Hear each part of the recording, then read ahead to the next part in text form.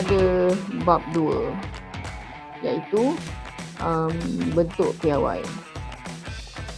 Okay.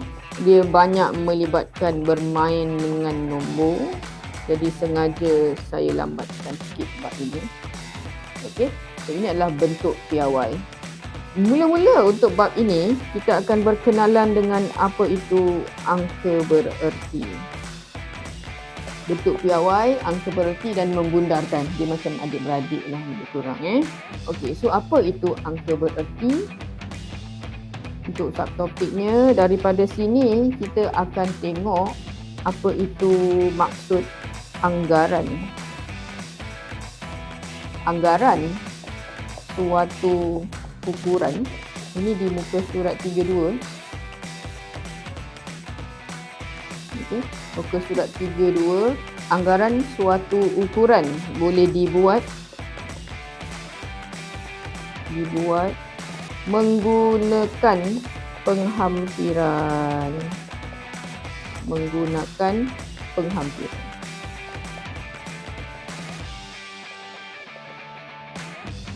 Okey, menggunakan penghampiran. Daripada sini pula, apakah yang dimaksudkan dengan darjah penghampiran? Macam definisi lah, macam sains kan, definisi pantulan. Ini definisi matematik lah. So, darjah penghampiran adalah darjah penghampiran suatu ukuran kepada nilai sebenar. Nilai sebenar menunjukkan tahap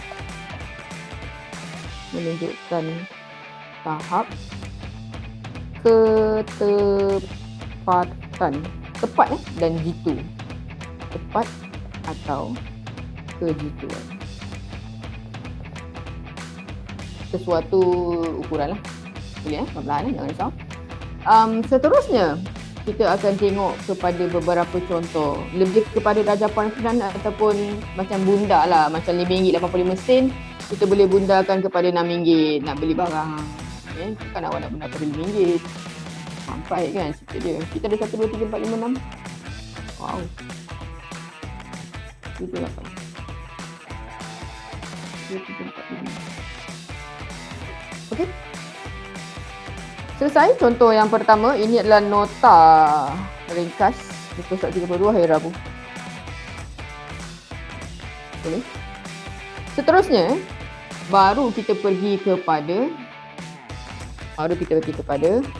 beberapa contoh yang melibatkan bilangan menentukan bilangan angka bererti. Menentukan bilangan angka bererti. Masih lagi di muka surat 34. Okey, muka 34 boleh? Baik. Contoh yang pertama, sekiranya nombor itu adalah nombor perpuluhan. Nombor perpuluhan. Contohnya adalah 0.00501400.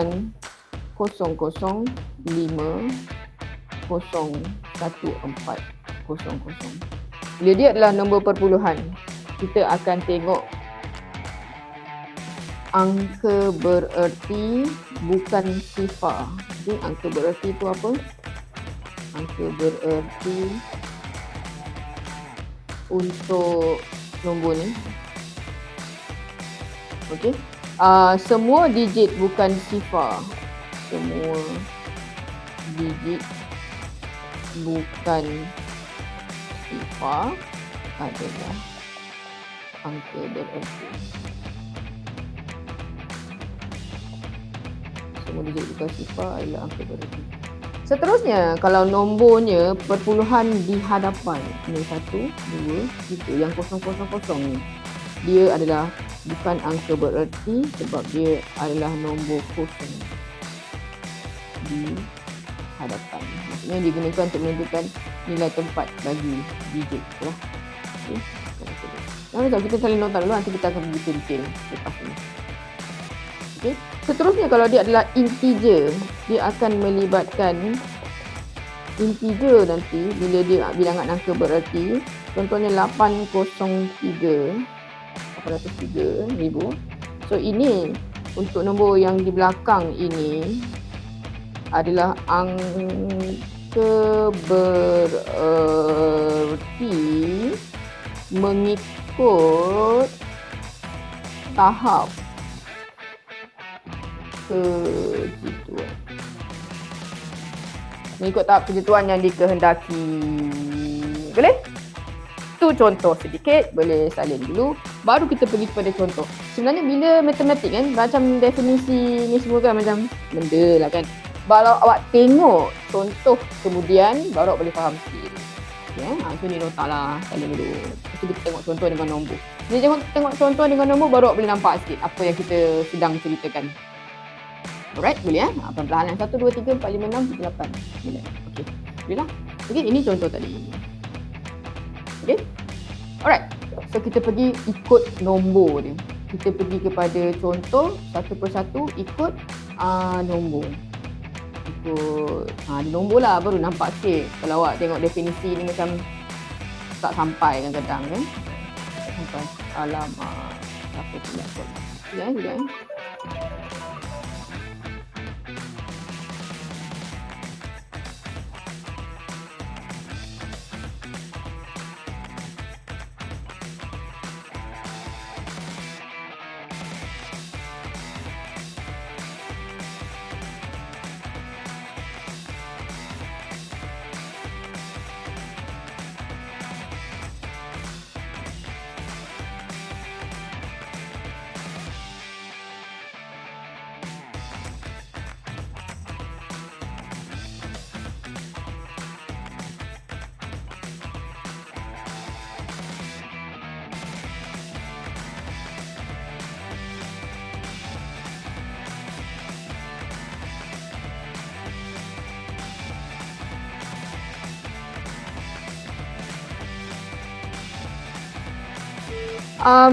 Sekejap awak tengok contoh dekat situ kejap. Saya ada sedikit.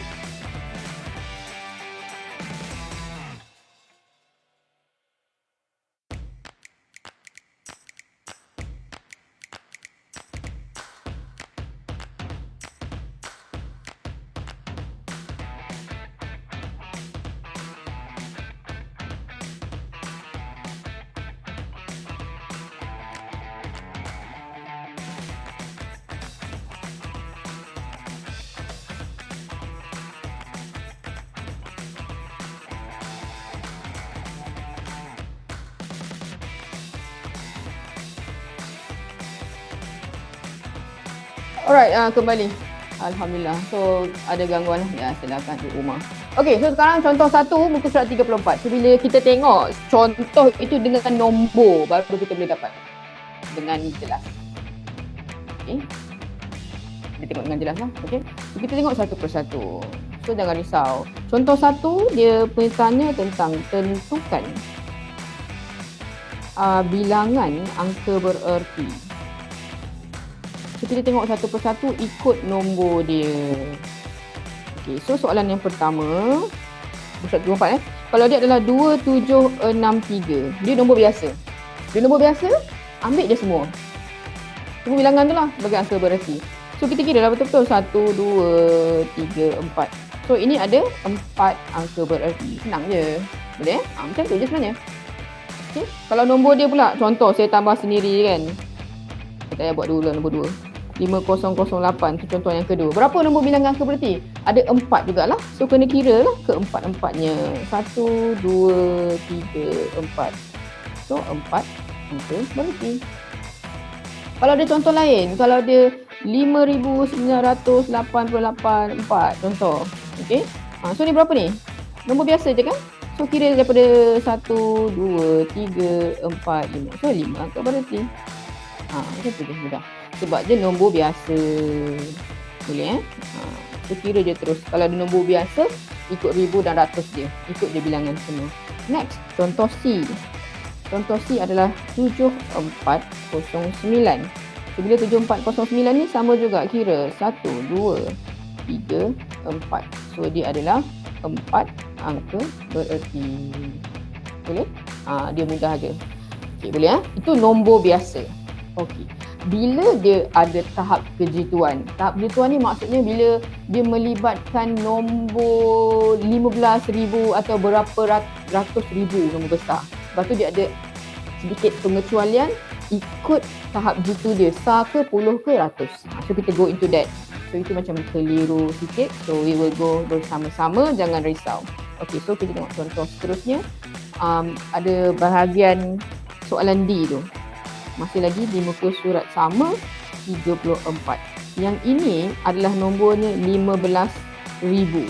Tetapi ada beberapa kes. Kes yang pertama adalah apabila jika tahap kejituan, dia akan bagi tahu tahap kejituannya adalah 1000 terhampir. Okey, 1000 terhampir. Bila 1000 terhampir, awak kena ingat balik, ulang semula masa awak darjah 6 kita ada belajar sar, puluh, ratus, ribu. Daripada belakang sar lah. Okay, daripada sini, ini adalah ribu. Jadi kita kira sar, puluh, ratus, ribu. Tapi bila ribu, kita reverse belakang, kita ambil yang belakang sebelumnya. So dia akan ambil 3 di belakang ini. Bila dia ribu, saya ulang, sar, puluh, ratus, ribu. Reverse 1 belakang undur sebelum. So 3 yang kosong tu kita tandakan. Boleh? Yang tinggal bukan anak panah tadi, itulah bilangan angka bererti kita, iaitu 1, 2. So, untuk soalan tahap jitu 1000, 15,000 ini menunjukkan 2 angka bererti jika dalam 1000. Okay. Next, kita perlahan-lahan, kalau contoh yang kedua pula, 15,000 juga. Tetapi kriterianya adalah jika tahap kejituan ialah ratus terhampir. Ratus terhampir. So bila ratus, okay, bila ratus sama juga. Awak tengok sar, puluh, ratus, ribu. So ratus tadi, sar, puluh, ratus. Tapi bukan ambil sampai ratus, ambil sebelumnya. Jadi tandakan anak panah 2 sebelum. Jadi setakat tu. Baik, yang tinggal tanpa anak panah. Jadi kita kira terus. Kira terus, dia akan jadi 1, 2 dan 3. So untuk soalan ini, kita ada 3 angka bererti jika kejituannya adalah ratus. Okey, jangan risau, saya akan cuba rakam kelas awak atau saya akan cuba rakam kelas 3AF untuk tahap kejituan ni. So kalau macam confused, awak boleh tengok semua recording, insyaAllah kita cuba dapat rasa confused. Okey, nombor 2 settle. Soalan yang ketiga pula. Okey, contoh ketiga. Sebab tu saya kata kalau kita buat definisi je, kita macam tak clear. Tapi bila kita dapat contoh dengan nombor, barulah boleh ditunjukkan dengan baik. So masih lagi nombor yang sama 15,000. Tetapi untuk ini kita tengok kalau tahap kejituan yang kita perlukan ialah 10 terhampir. 10 terhampir. Okey. So bila 10, sar, puluh, ratus, sar, puluh. Okey. So kita tandakan sar, puluh. Dan kita akan ambil 1 langkah sebelum. 1 je tiang anak panah. Dapat Okey, yang tinggal tadi kita kira macam biasa. Macam biasa yang tinggal ada berapa tu? 1, 2, 3 dan 4. So untuk ini kita ada 4 angka bererti. 4 angka bererti. Boleh cakap tu? Last kali, yang keempat. Okey, yang keempat. Yang keempat dia adalah masih lagi 15,000 dengan tahap kejituan. Jika tahap kejituan ialah SAR terhenti. SAR terhenti. Okey, kalau SAR 10. SAR last sekali kan? So bila SAR kita akan anjak sebelum. So dia macam tak ada apa-apa. So kita akan ambil keseluruhan nombor tersebut, iaitu 1, 2, 3, 4 dan 5. So untuk SAR dia adalah 5 angka bererti. Kalau SAR je ambil semua. Okey, kalau perlu ambil satu dulu. Macam tu lah lebih kurang. Habis contoh B, yang mana macam sedikit pasti lah, maksudnya dia memerlukan penerangan yang lebih detail. InsyaAllah saya akan kongsikan dalam kumpulan kelas kecil nanti. So nanti boleh tengok sama-sama atau nanti boleh tengok rakaman kelas, insyaAllah. Okay, saya dah kongsi rakaman dalam grup Telegram. Dapat? Okay, so kita pergi pada soalan E, F, G dan H. Okay, untuk soalan E pula. Okay, untuk soalan E kita ada 0.7803. Okey. So bila 0 perpuluhan, kita tidak ambil nombor 0 point. Kita ambil nombor selepasnya. So kita terus kira dia sebagai 1, 2, 3, 4. 0 point ni tak nak.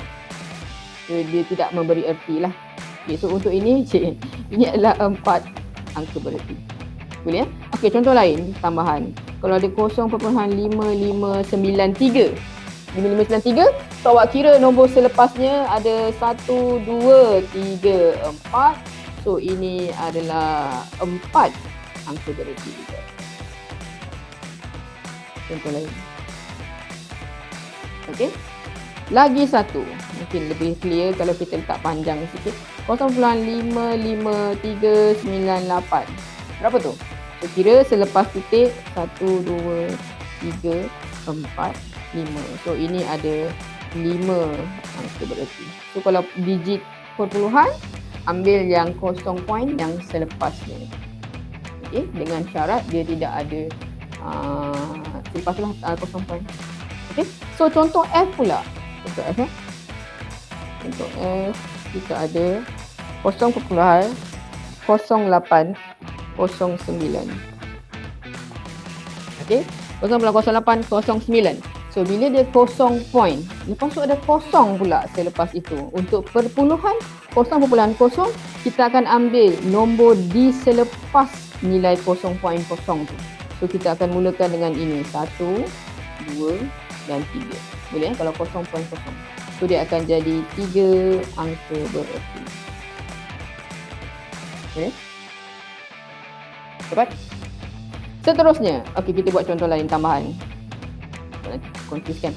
Okey, contoh lagi 0.04993. Ini berapa ni? So kita tak nak ambil 0.0 depan ni, kita ambil yang selepas je saja. 1, 2, 3, 4. So ini adalah 4 angka bererti.